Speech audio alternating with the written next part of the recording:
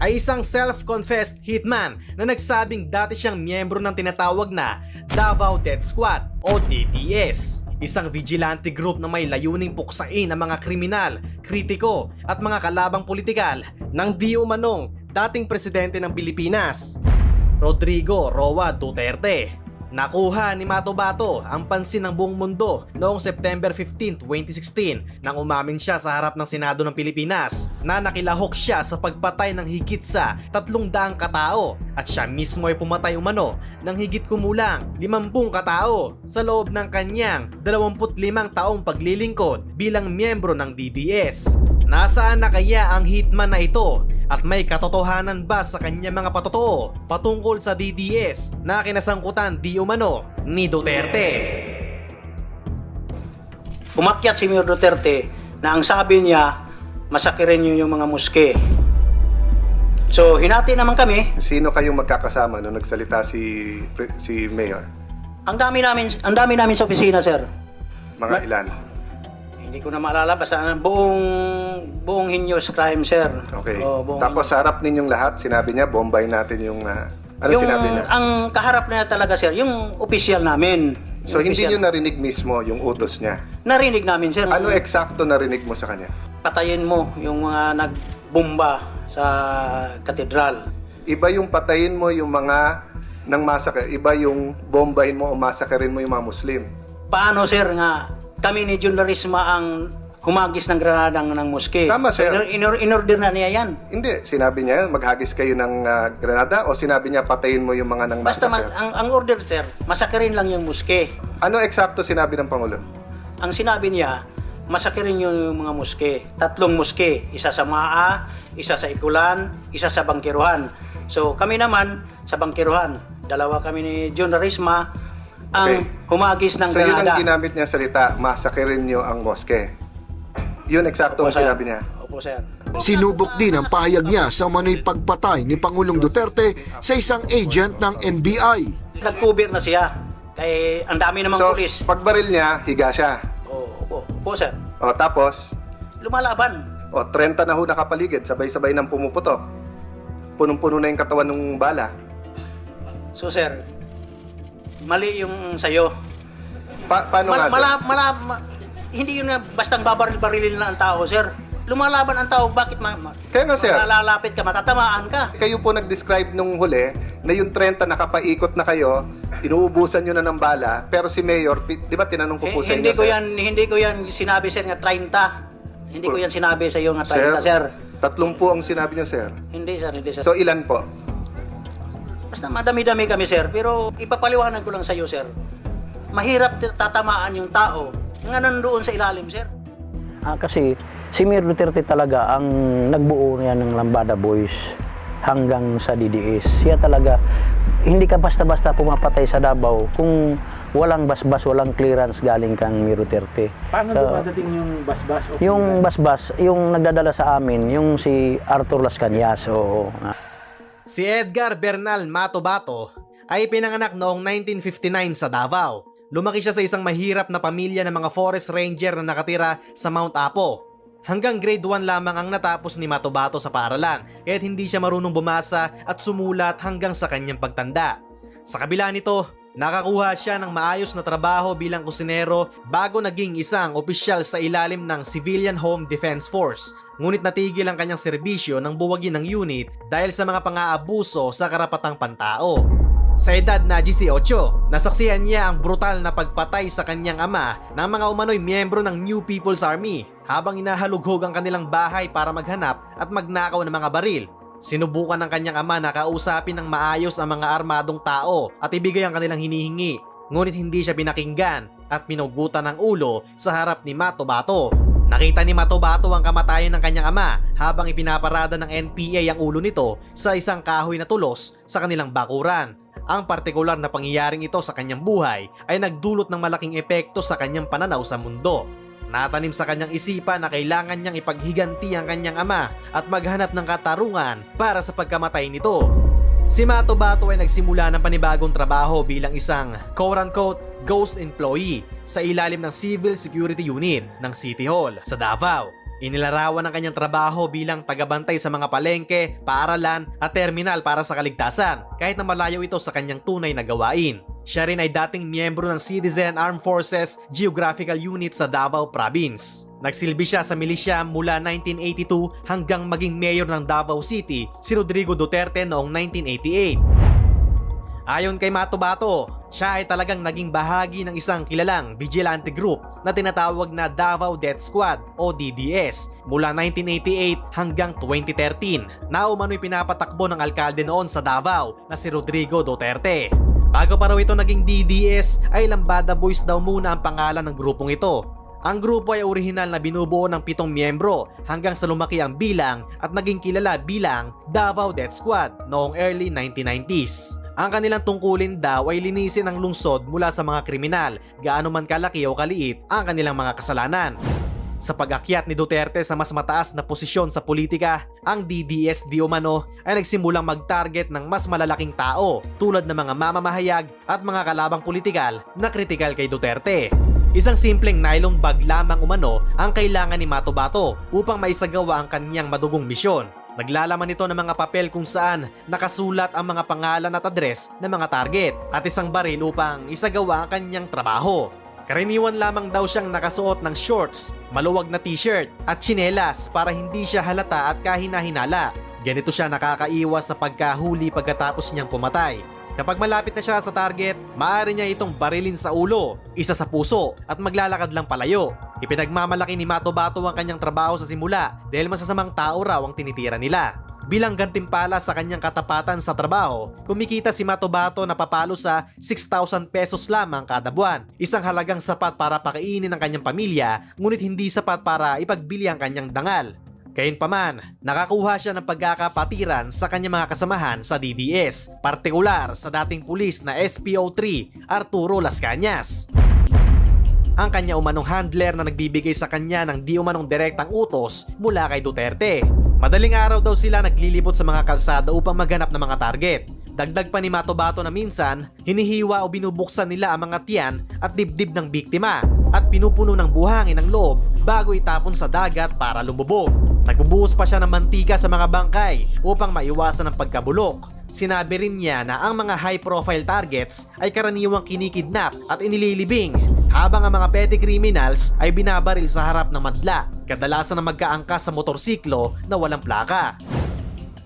Ang mga highlight ng karir ni Matobato ay kinabibilangan ng paghagis ng granada sa isang Muslim mosque noong 1993 bilang paghihiganti umano sa pambobomba ng isang Catholic cathedral sa Davao. At noong 2002, sinakal niya ang isang dayuhang militante hanggang sa mamatay at noong sumunod na taon, lumahok siya sa pagpatay sa isang mamamahayag na kritiko umano ni Duterte. Inamin niya na nakapatay siya ng maraming tao kabilang ang isang pinaghihinalaang terorista na si Sally Macdum. Noong 2013, nausig ang konsensya ni Matobato dahil sa 3 kabataang babae na dinukot dahil umano sa pagbebenta ng droga. Ang mga babaeng ito ay hinalay. Pagkatapos, piniringan sila bago pa ulit-ulit na sinaksak. Ang mga biktima ay mga pinaghihinalaang gumagamit lamang ng droga at ang pagpatay sa kanila ng ganong paraan ayon kay Matobato ay tila hindi tama. Napagtanto niya na ayaw na niyang maging bahagi ng DDS. Nais niya maging tapat at ibunyag ang mga plano ni Duterte sa pamamagitan ng pagtestigo laban sa kanya. Labis niya raw itong pinagsisisihan at nais niyang humingi ng tawad para sa lahat ng buhay na kinuha niya sa pamamagitan ng pagbibigay katuwiran dito. Pero hindi ito magiging madali para kay Matobato dahil ang pagsali niya sa DDS katumbas na rin ang isang paa niya sa hukay. Dahil sa balak ni Matobato, binaliktad daw siya ng kanyang mga kapatid na DDS laban sa kanya. June 12, pinatay si Richard King, yung bilyonaryo sa Cebu. Pinulgay na ako nilagi, binintangan na nga ako ang pumatay kang Richard King. Noong 2014, habang natutulog si Matobato, ginising siya ng mga armadong tao na kapwa niya miyembro sa DDS. Dinukot nila siya at inilagay sa isang espesyal na kulungan kung saan siya ay nakaranas ng pang-aabuso sa loob ng 1 linggo sa pamamagitan ng pambubugbog at hindi pagpapakain. Pinalaya si Matobato dahil sa mga pakiusap ng kanyang asawa sa DDS. Gayunpaman, alam na niya na sa sandaling makaalis siya sa kanilang mga kamay, siya ay mamarkahan ng kamatayan. Pero pilit pa rin siyang tumakas at tumakbo ng tumakbo. Tumalon siya mula sa iba't ibang lungsod at probinsya, humihingi ng tulong at proteksyon. Ngunit walang gustong tumulong sa kanya. Nagtago siya sa mga probinsya ng Cebu, Samar at Leyte. Sumuko si Matobato sa Regional Office ng Commission on Human Rights noong August 21, 2014. Ngunit nang sabihin ng CHR na hindi siya kayang protektahan, pumunta siya at ang kanyang asawa sa Maynila upang mag-apply sa Witness Protection Program ng Department of Justice noong September 1, 2014, kung saan ipinakilala niya ang sarili bilang isang dating miyembro ng DDS na nais umamin ng lahat. Tinanggap nila siya at inihatid sa Witness Protection Program kung saan si Attorney Martin Menyes na siyang executive assistant ni dating DOJ Secretary Leila de Lima ang nagsimula ng pagtatanong. Sa loob ng 4 na araw, paulit-ulit na ikinuwento ni Matobato ang kanyang istorya sa National Bureau of Investigation at sa ika-5 araw, dinala siya sa isang safe house. Ngayon, September 15, 2016, isinailalim na siya sa investigasyon ng Senado sa pangunguna ng dating Senator Leila de Lima. Matapang na umalis si Matobato sa Witness Protection Program upang magsalita sa harap ng komite at doon, sa 5 oras na public hearing na yon, ikinuwento niya sa buong bansa ang madugong proseso ng isang kontrobersyal na pamahalaan sa Davao na nag-aangkin ng kalinisan. Inakusahan ni Matobato ang dating presidente Duterte bilang utak sa pagpatay ng daang-daang tao. Binanatan din ang anak niyang si Paulo Duterte at pati na rin ang dating PNP Chief Director General na si Ronald Bato de la Rosa. Ayon sa kanya, halos lahat daw ng pagpatay sa Davao ay isinagawa umano ng DDS. Sa ilang kaso, kapag ang target ay isang napakahalagang individual, sinabi ni Matobato na si Duterte mismo ang humahawak ng baril at bumibira sa biktima. Ayon kay Matobato, kasama umano sa mga miyembro ng DDS sa mga pulis at mga dating NPA at si Sonny Buenaventura daw na aide ni Duterte ang isa sa mga handler nila. Ang ultimate boss nila na tinatawag nilang Charlie Mike ay codename daw para kay Duterte. Isa sa mga unang utos daw ni Duterte ayon kay Matobato ay ang mga pag-atake nila sa iba't ibang moske sa Davao City. Ganti raw yun matapos pasabugin ang Davao Cathedral. Si Matobato daw mismo ang naghagis ng granada sa Bangkerohan Mosque noong 1993. Halos 10 taon pagkatapos nun, inutusan daw silang kidnapin at patayin si Sally Macdum na isang suspected terrorist. Kinidnap daw nila, pinatay at pinagpirapiraso pa si Macdum. Noong 2003, inutusan daw di umano ni Duterte ang pagpatay kay radio commentator June Pala na isa sa mga matinding kritiko ni Duterte noon. Si Duterte daw sa pamamagitan ng kanang kamay niyang si Arthur Las Cañas ang nag-utos na patayin si Pala. Si Duterte rin daw di umano ang nag-utos ng pagpatay kay dating House Speaker at mayoral candidate na si Prospero Nograles kung saan noong 2010 elections, kalaban ni Sara Duterte si Nograles. Dagdag pa ni Matobato, marami pang kill orders si Duterte noong 2013. Mabilis na dinipensahan ng Malacanang ang Pangulo at sinabi ni Pala spokesman Secretary Martin Andanar na hindi kayang mag-utos ng ganon si Duterte. Gayunpaman, sa ilang mga panayam sa media bago na panalunan ni Duterte ang pagkapangulo at maging sa kanyang mga talumpati bilang Pangulo, ilang beses na niyang binanggit ang pagpatay sa mga kriminal. I killed about 3 of them because there were 3 of them. I didn't really know how many bullets from my gun went to inside their bodies, but it happened, and I said I cannot lie about it because, but if it means killing people kneeling down with their hands tied at the back, that's all. I must admit that I have killed. They 3 months early on, I killed about 3 people. But in Davao, I used to do it personally, just to show to the guys that if I can do it, why can't you? Drugs, pero rin kami. Pero pinapatay ko, tapos na, kayo. Sinabi rin ni Matobato na inutusan din ng dating Davao City Vice Mayor Paulo Duterte ang pagpatay sa ilang tao. Noong 2013, inutusan umano ni Paulo ang pagpatay sa isang lalaking nakaalitan niya. Pinagpabaril nila di umano ang lalaki sa bahay nito sa Deca Home Subdivision sa tanghaling tapat. 2 pang tao na nasa loob ng bahay nung araw na yon ang napatay din. Sinabi ni Matobato na yung guilty feeling sa mga pagpatay na yon ang isa sa mga dahilan kung bakit siya umalis sa DDS. Sa parehong taon, inutusan din daw ni Paulo ang pagpatay sa isang lalaking nakaaway niya sa pila sa isang gasolinahan.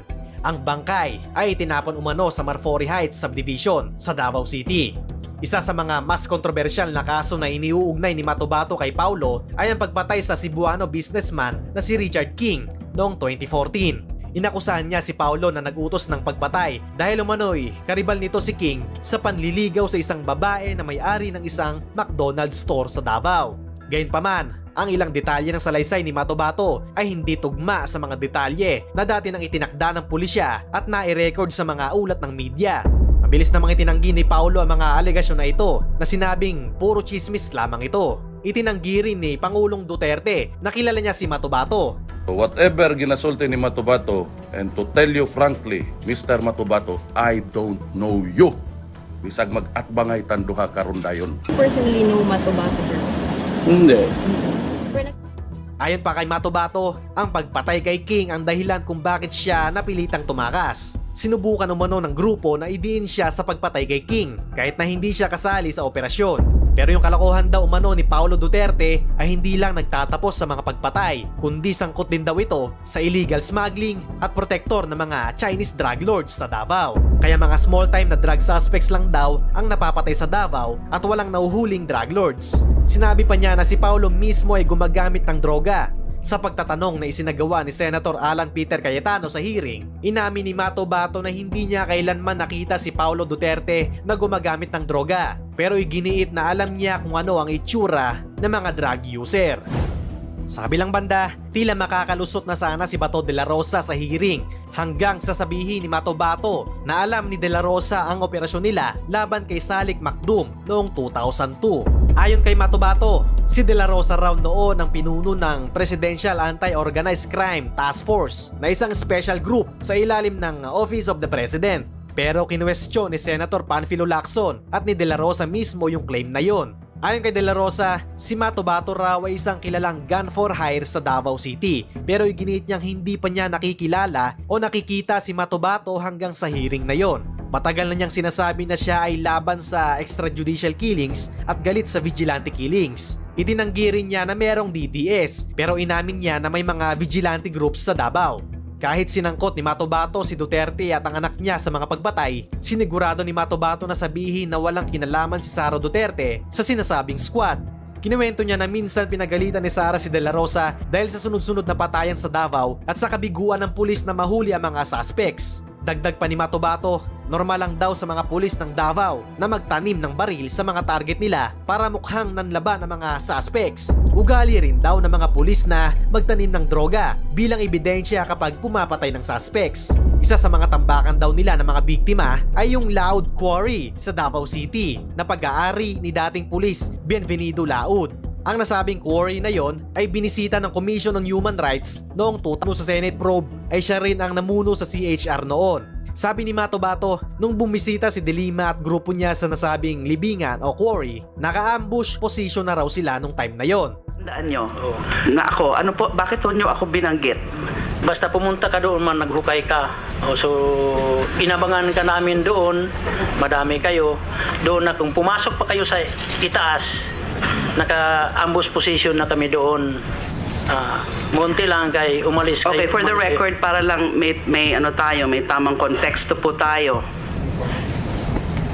Noong 2009 po, nung iniimbestigahan namin yung Davao Death Squad sa CHR chairperson pa ho ako.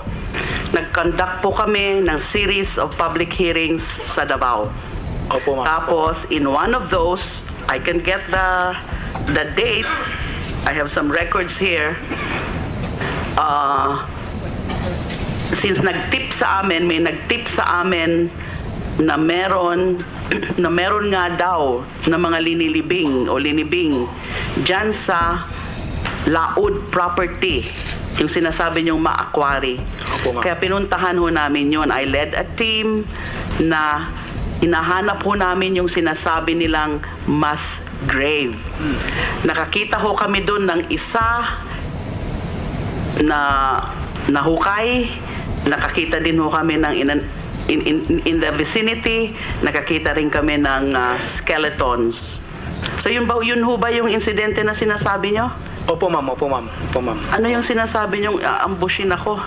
Doon dumisisyon sila ma'am nga aambusin ka doon.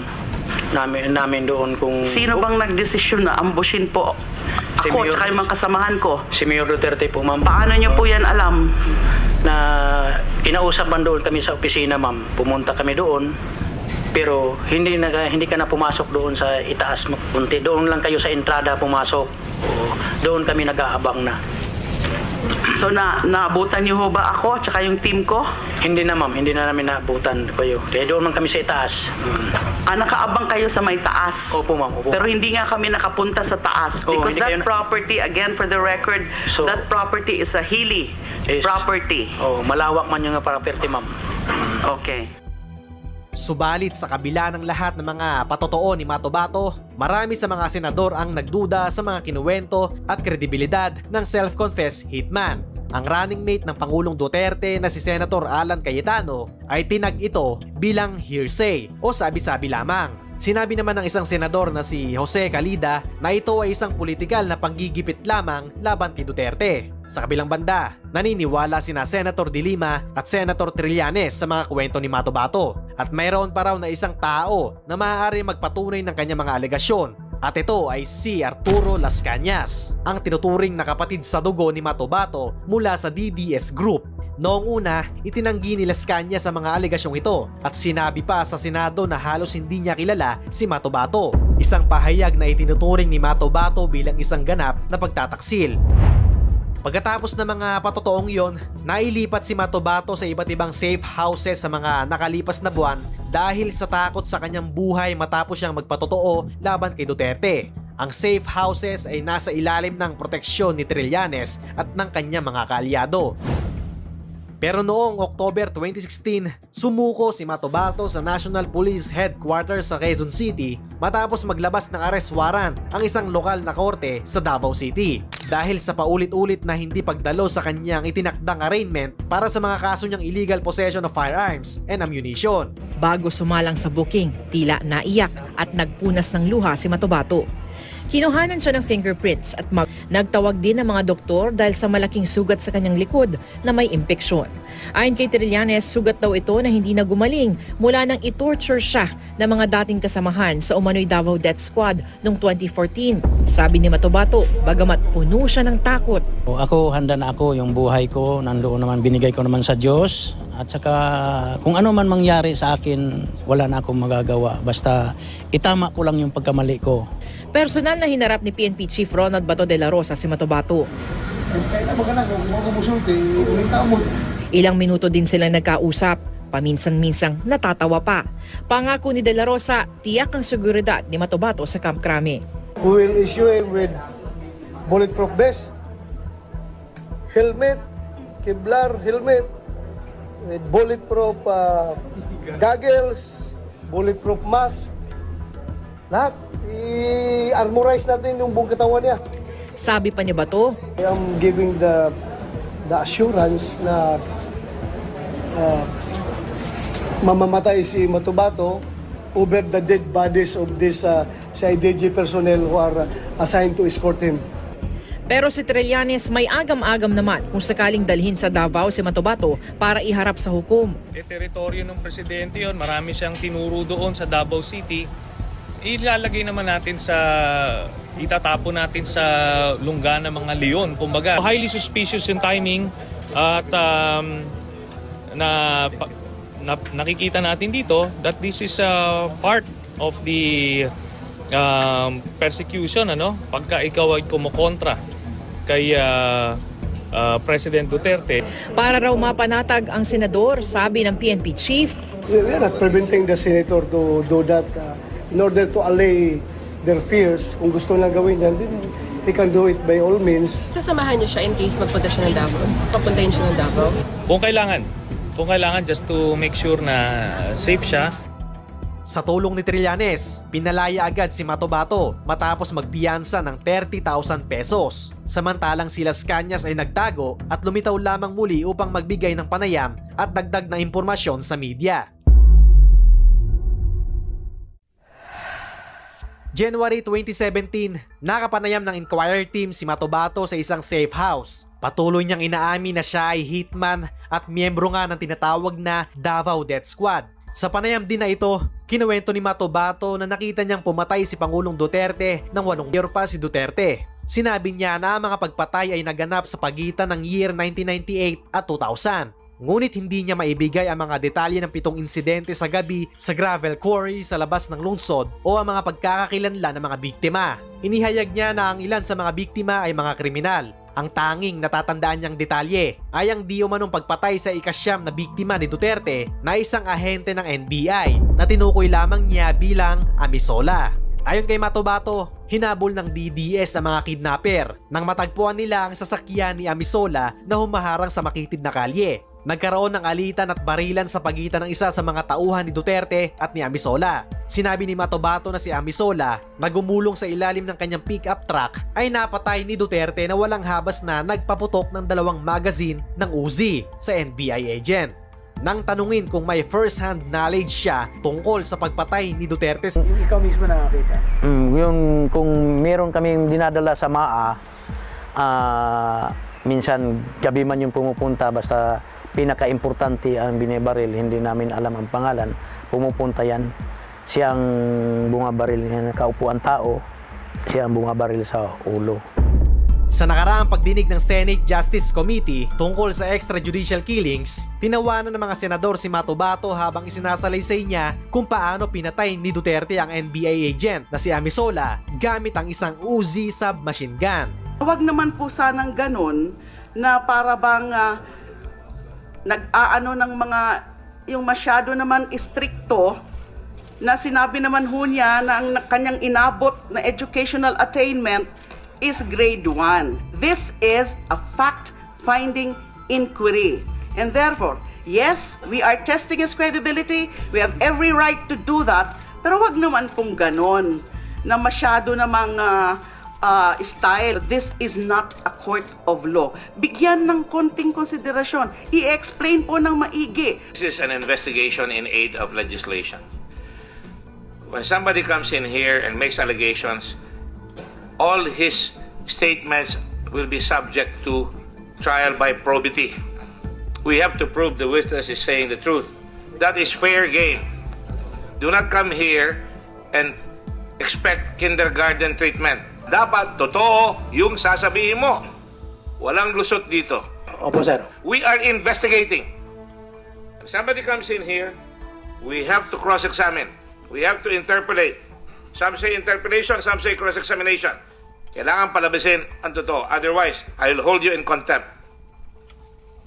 Sabihin ko, sa Tagalog, iko-contempt kita. February 2017, muling lumitaw si Arturo Las Cañas at piniga ito ni Trillanes. Hanggang sa bumigay na ito at kinumpirma ang mga ay totoong umiiral. Dagdag pa niya na si Matobato raw ay isang miyembro lamang at siya ang isa sa mga nagtatag. Pagkatapos nito, tahimik na umalis ng bansa si Las Cañas upang pumunta sa Singapore. Sinabi niya na natatakot siya para sa kanyang buhay at kaligtasan dahil alam niya na raw ang magiging kahinatnan ng kanyang mga pagpapatotoo. Napatalon at napaiyak daw sa tuwa si Edgar Matobato nang mapanood ang paglantad ni SPO3 Arturo Las Cañas. Hindi raw kasi niya inasahan na ang anyay isa sa pinakamalapit kay dating mayor at ngay Pangulong Rodrigo Duterte ang magpapatotoo sa kanyang mga nauna ng isiniwala tungkol sa umano'y Davao Death Squad. Siya ang pinaka-right hand ni Duterte, parang hardcore yan kang Duterte. Para sila magkapatid ni Duterte. Lahat ng anong utos ni Duterte, siya talaga ang gumagawa. At kung siya raw ay pilit pinaikot-ikot ng mga senador dahil sa kawalan niya ng edukasyon nang siya'y humarap sa Senate hearing, ibahin daw si SPO3 Las Cañas. Nag-aral yun ng law, sir, hindi lang nag-bar. Kasi, natapos niya, sir. Ngayon at naisumigunda na sa kanyang mga isiniwalat, sana naman daw maniwala na mga senador na nag-akusang nagsisinungaling siya. Alam namin ang ginagawa ni Duterte kasi mga tauhan kami ni Duterte, hindi man sila. Ngayon lang sila sumikat. Ngayon, nasaan na si Edgar Matobato?